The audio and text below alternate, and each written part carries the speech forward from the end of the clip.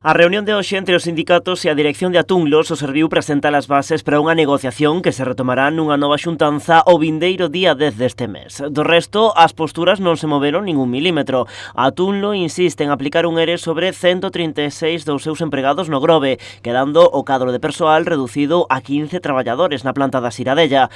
Os sindicatos pola súa banda tampouco deron un paso atrás. A CIGA insiste en que non procede aplicar un expediente de regulación de emprego cando a empresa se atopa en preconcurso de acreedores. A Central Nacionalista reclama máis documentación para coñecer cal é a verdadeira situación da firma e se realmente conta co suficientes recursos económicos para facerlle fronte ás indemnizacións. O persoal da planta do Grove cobrou polo menos a nómina do mes de decembro, pero non foi así no caso dos traballadores das plantas de Cambados e Santoña. No caso desta última planta, a situación é aínda máis complicada que na do Grove, xa que a empresa contempla o seu peche total.